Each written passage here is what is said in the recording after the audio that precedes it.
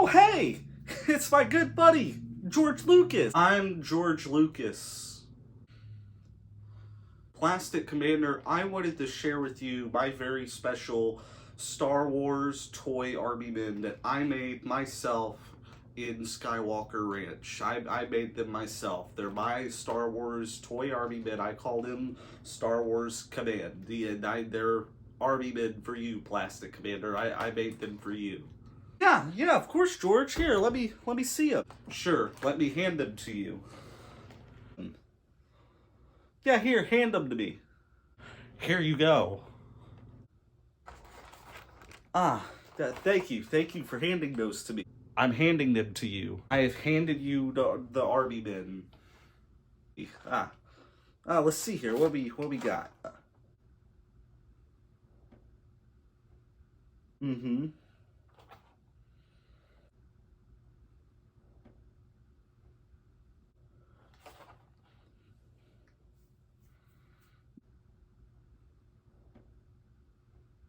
George, I really hate to tell you this, but these really aren't that good. I mean, the quality looks nice, the plastic looks good, the molds look really detailed, but I mean, it's 9 dudes, George. You're only selling 9 dudes? 9 army men? How much are you selling these 9 guys for anyway? $8? $8? You're selling these 9 guys for $8? That's almost $1 a figure, George. You should be ashamed of yourself. You know what, Plastic Commander? In that case, go ahead. Hey! Give them back to me. Give them back. They're my army men. They're not yours. They're mine. You don't deserve my Star Wars toy army men that I call Star Wars Command. You don't deserve them. You've been a naughty boy. You've been a dirty, stinky, naughty boy, and you don't deserve. But that's Yoda. Did I say there's a Yoda? There's a Yoda. He's gold. There's Yoda in this army men. Yoda. You don't deserve my Yoda in my army men, Plastic Commander. You don't deserve them.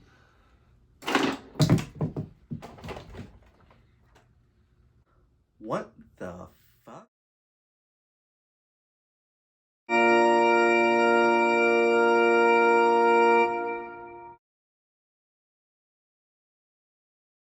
I've been collecting plastic toy army men in my adult life now for just over half a decade, since 2018, and if you really want to argue semantics, you could make the case that I've been collecting far before that when I was a child. I just took a break.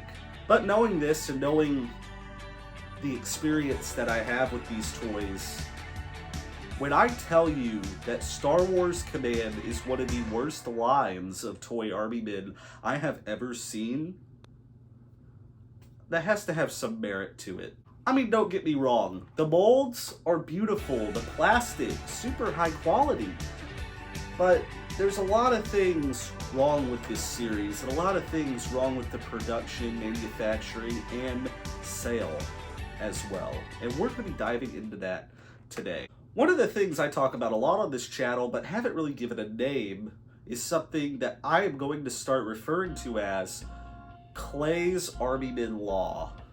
And I know it's a little narcissistic naming it after myself, but I don't have a lot in this life. Please just let me have this one thing. So I've talked about this a lot, and basically what Clay's Army Men Law is, it's what makes a set of toy army men good. And one of the big things that makes a set of toy army men good, and a word you're going to hear me use a lot throughout this video, is the word variety. Whenever a set of toy army men is produced, it needs to have a really good variety of figures. It needs to be very multifunctional, like a Swiss Army knife. You want to have like all of the basics, and I really think there's no better set to display this than Timmy's classic Vietnam series, which we're going to look at right now. I consider this set to be the gold standard for toy army men. Every figure is either well defined enough that we know exactly what they're doing, or they're vague enough to where we can have them doing multiple things. We see this while looking at the sheer variety of figures that are present. We have a radio operator, 2 riflemen in different positions, a machine gunner for suppressing fire, a minesweeper, bazooka and mortar for heavier fire, crawling, a bayonet, and a flamethrower just to add a nice touch. You could argue that the sergeant and the failed grenade thrower don't have much of a purpose, but they give us really good background poses that are just vague enough to be more interesting. Failed grenade thrower can be seen as a guy getting shot, or a dead body. Maybe he could be carrying his wounded buddy off the field. Maybe he's loading the bazooka, or even handing mortar shells to the mortar man. Or maybe he's giving me that pat on the back my father was never able to give me since he died when I was 9. What I'm trying to get at is that in this set, we have tons of variety. We have multiple different weapons, we have multiple different figures doing things. Some are even vague enough that we can have them doing multiple things without even having to wish they were action figures that were posable. Like, for instance, we got small artillery, a bazooka guy, 2 riflemen, a machine gunner, even a flamethrower guy. Like, the amount of variety we have here is ridiculous. Hey, Star Wars Command, how much variety do you have?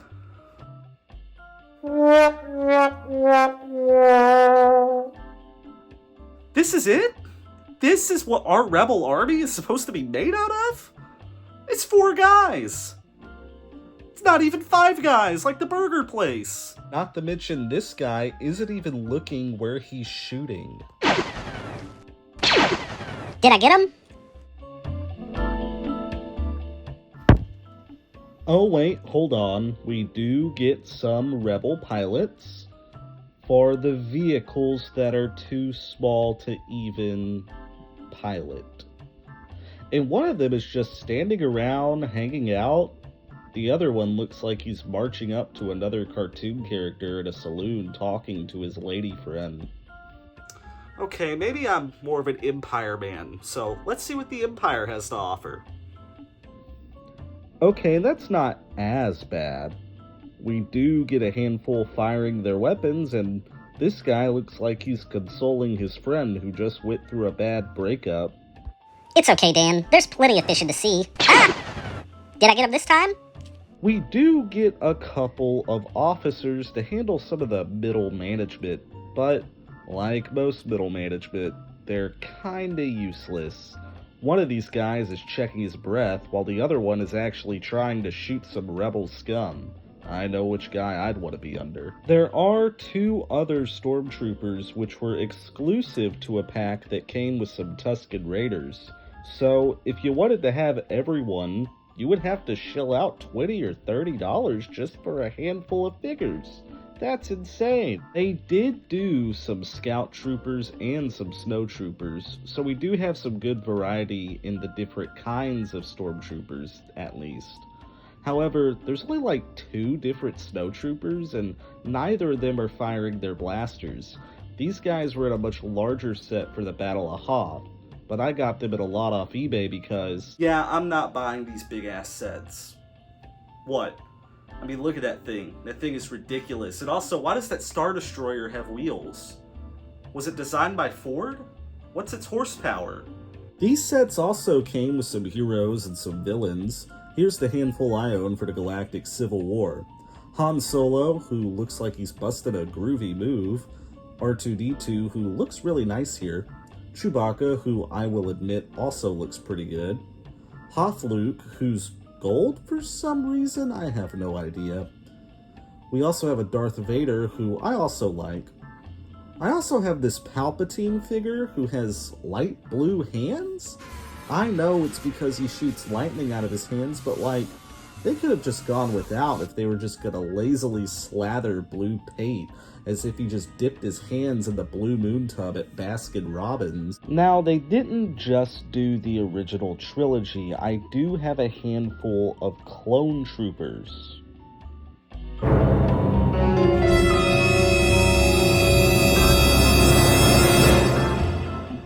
I can explain. So I bought this lot of about 50 clones and stormtroopers off of eBay for only $30, but there was a catch. Someone had painted them gray? I'm guessing it was because they intended on repainting them, but never got around to it. I've had these a couple of years now with the intention on restoring them, but it was just too time-consuming. But ignoring that, are these any cooler? Well, the clones also suffer from that issue of lacking variety. We have a standing figure firing a small blaster, a kneeling figure firing a larger rifle, who honestly is my favorite, a pilot, but you can't really tell, and this pack also came with a Captain Rex. Now, mine might have been painted over, but he's gold under all of this acrylic. Honestly, I feel like at least now he doesn't feel as gaudy. Building an army of clone troopers is always appealing, especially when it could be army men, which are a fraction of the cost that Lego might be. But we just don't get that much variety here. I mean, and not to mention Captain Rex being gold is a huge turnoff. In fact, I think I did him a favor by allowing him to stay gray. Taking a step back, let's take a look at the vehicles that came in the larger $20 sets. Here's a handful I own / managed to dig out of my tubs of figures. The plastic that allowed them to get these super detailed molds kind of works against them here. The vehicles are super flimsy and don't stand well or not at all. The ships did come with these stands, but they aren't super great either. I don't feel like showing these off more than this small portion of the video. Finally, the last few figures I own revolve around the show Rebels. I own almost all of the main cast. I have Ezra, Kanan, Sabine, the Inquisitor, and oh my god. Oh my god! That's essentially my lexicon of Star Wars Command figures. There are plenty more out there. They made tons of different ones, some better, some worse, but these are the ones I have, and I really don't feel like you need to look at any more to understand what might have gone wrong with this series. However, there's some other reasons despite all of that. So one of the really damning reasons that I point to when it comes to Star Wars Command is the packaging itself. I mean, when you look at this packaging is really similar to how like a Black Series figure might be packaged, or just any Star Wars action figure. But the thing is, these aren't action figures. These are toy army men. And this packaging's way too elaborate for them. So what I mean when you talk about that is, they have to make like an indentation in the shape of every one of these figures. And sure, the packaging looks really cool, like I like the little Yoda right there, the colors are really nice, but it's super unnecessary. And I'm pretty sure one of the main reasons they sold so few figures at a time was because of this. I mean, they could have very easily shoved all of these in like a bucket, like the bucket of soldiers from Timmy. In fact, that's what I really think they should have done, is they should have just quit doing this and done something more like a Sunny Days bucket, but full of like stormtroopers. Maybe have 1 stormtroopers, 1 droids, 1 clones. You see what I'm saying? And a bucket like that would be far cheaper to do than all of this elaborate nonsense. You wouldn't have to worry about gluing a seal, doing a cardboard back, printing off all of this. Sure, there'd be some printing for a little thing to go around the bucket, but other than that, it would have been way cheaper, and I assure you people would have loved it more. Kids would have loved it more, because if you gave it a handle, it would be something they can carry their little Star Wars figures around in, and I promise you it would have caused these to sell a lot better. Another thing I want to talk about, and something I've talked about a lot through the video already, is the lack of variety. I keep using that word, but it's like they focus way too much on doing these character figures like Yoda is here in this package, other than actually working on the armies themselves. I mean, here we have this Rebel pack, and you get essentially one of every Rebel except for 1 Hoth soldier, but I mean, that's really it. There's only 2 of the blue guys, 2 of the tan, 3 pilots, and that is abysmally lacking in variety, and only like a couple of those guys are actually firing their weapons. However, you get tons and tons of these heroes. They made Han Solo, R2-D2, C-3PO, Grievous, which some of those I'm glad they made, but some of them are really unnecessary. Like the Rebels line, I don't even think they should have done at all. I think they should have just stuck to the bulk, because one of the main things about army men that kids love so much, as well as myself, is the fact you get a ton of them. you can build an army for very cheap. Like I said, it would have been another option if you don't have the money to army build Lego clones or Lego Stormtroopers or whatever, or Black Series even, action figures, Kidder. It would have given you another option, but you really can't build a super interesting army with what Command has to offer. Another problem that is one of the more glaring issues is the pricing. Like, I know I joked about this being around $8, but this was in my game store for $15 just last year, which is way more than what it originally sold for. Originally, these ranged between $5 and $8, depending on where you went. But, I mean, still, I waited for this to go on sale. And I'm the Armyman guy.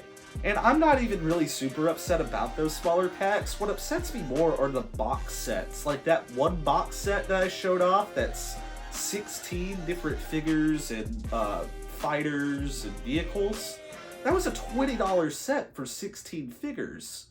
When you can buy a bucket of like Sunny Days figures that has vehicles that are almost the same size, maybe not as nice, with 50 pieces for like $5. Really, I think they should have scaled this back, sold these in buckets of like 20, had more variety with the clones, stormtroopers, droids, whatnot, and just sold them in buckets, like Sunny Days buckets, for like 10, maybe even $15. Like, I could see people buying those reasonably, like 20 pieces in a bucket for 15 bucks. And they would have been seen as nicer Armymen. And I think a lot of Star Wars folks out there would have bought one of each just for shelf candy. I know I certainly would have back in the day. So, Star Wars Command is kind of a tragedy, and part of the reason it upsets me so much is because I really love Star Wars. I always have ever since I was a kid, and I love Armymen. So when those two worlds collide, it should be something spectacular, but instead, it's kind of mediocre.